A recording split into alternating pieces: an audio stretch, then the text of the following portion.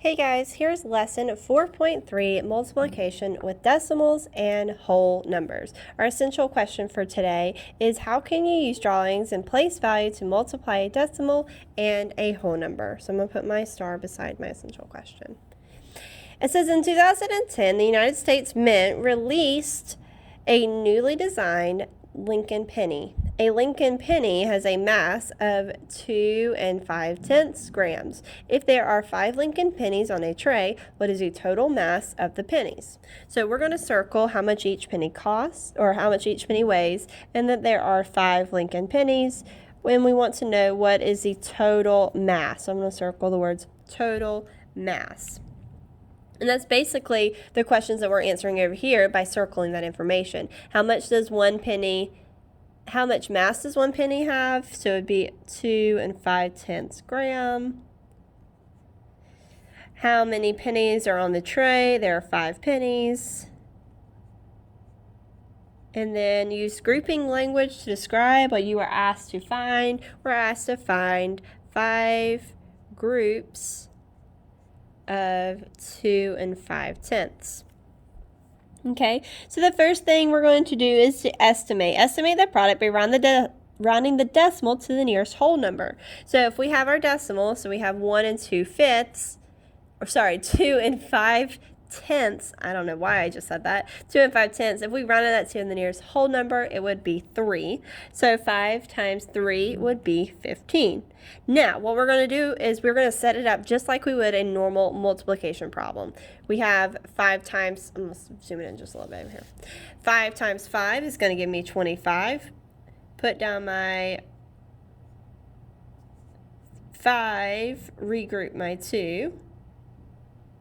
Actually, we're going to take that back. We're going to put 25, 2 5/10 right there. So 5 times 5/10 is going to give you 25/10, or 2 1s and 5/10. And then the next one would be, we would have 2 times 5, so those are 2 whole numbers, so we're going to have 10. So now we would add our partial quotients. We would have 5 decimal 2 1. So the total mass would be 12 5/10 grams. Now I'm going to show you in just a few minutes the easiest way that I have found to do this. The way that I learned it, and this is probably the way that's going to be easiest for you. Let's look at the back of that page on another way. Use place value patterns. Having a thickness of 1 3500 millimeters, the dime is the thinnest coin produced in the United States Mint. If you stacked 8 dimes, what would be the total thickness of the stack? So I'm going to take what each dime is, 1 3500 millimeters, and I'm stacking 8 together, so we're looking for the total thickness. So we're going to multiply 8 times 1 3500. So the first thing is to write the decimal factor as a whole number. So what I normally do, I leave it like this and I just solve it like this. So I have 5 times 8 is 40. Put down my 0, regroup my 4. 3 times 8 is 24 plus 4 is 28. Put down my 8, regroup my 2. 8 times 1 is 8 plus 2 is 10. So now I have 10, and I know that there are 2 spots behind the decimal, so I'm going to bring my decimal from right here to 2 spots, so it's going to go right here, and that would be 10 8/10, or 10 80 hundredths. Okay.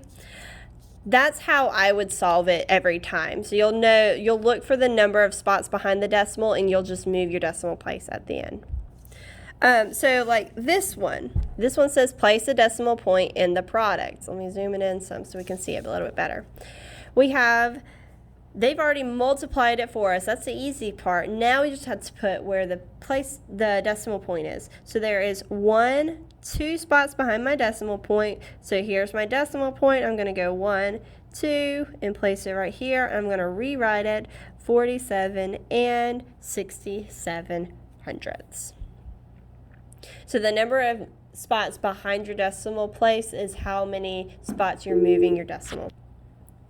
All right, so we're going to do the same thing with number 2. So we have 3 7/10 times 2. They've already multiplied it just the normal way we would multiply, but now I'm going to start right here and I'm going to move it one place and I'm going to put my decimal. You always have to start where your normal decimal would start. Don't start in front of your highest place, because then it's going to be backwards. So make sure you start behind your ones place and you move forward from there.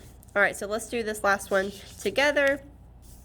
There are 2 places behind the decimal point. So I know my decimal point's right here. I'm going to move it 1, 2, move it 2 places. I'm going to rewrite my number, 96 and 70 hundredths, or 96 and 7/10. So that's what it would look like once you've multiplied it. All right, now they're wanting us to actually find the product. I know that y'all know how to find the product. I've seen y'all doing it. So now what we're going to do is you're going to multiply and then move your decimal, because I feel like that's going to be the easiest way for you to do it. So you have 2 times 3 is 6, put down my 6. 3 times 3 is 9, put down my 9. 3 times 6 is 18, put down my 18. Now I'm going to look, I have 2 places behind my decimal, so I'm going to start right here, 1, 2, put it right here, and I'm going to rewrite it so I know that it's clear, not 18 and 96 hundredths. All right, let's do a couple more together, and then I'm going to let you do some on your own. All right, so this one is 4 5/10 times 8. 5 times 8 is 40. Put down my 0, regroup my 4. 8 times 4 is 32, plus 4 is 36.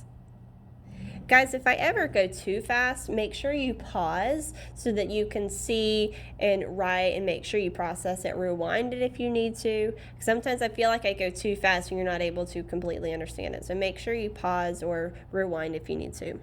All right, so now I've written out my numbers. I have 360, so I have to figure out where's my decimal go. So I know that there's 1 place behind the decimal, so I'm going to move it. Here's my decimal, 1 place, and so I'm going to change it to 36 0/10, or 36. All right, last one, guys, and then we'll let you go on your own. All right, so this one we have 40 7/10 times 5. 7 times 5 is 35. Put down my 5, regroup my 3. 5 times 0 is 5, plus 3 is 3. 5 times 4 is 20. Put down my 20. Now I'm going to find where my decimal goes. Here's my 7. So I have 1 place, so I'm going to move it 1 place, rewrite my number, decimal 5. Okay, hopefully you've got it. If you have any questions, you need to make sure that you pop on to the Google Meet so that you can ask for help. I'm going to show you which numbers I want you to practice on your own.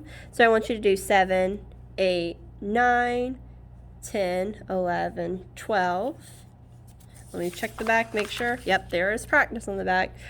21, 22, and 25. Make sure you do those word problems, because those are really good practices, especially for our test. All right, guys. Like I said, if you have any questions, make sure you pop onto the Google Meet. If not, I'm going to trust that you know how to do it. Have a great day.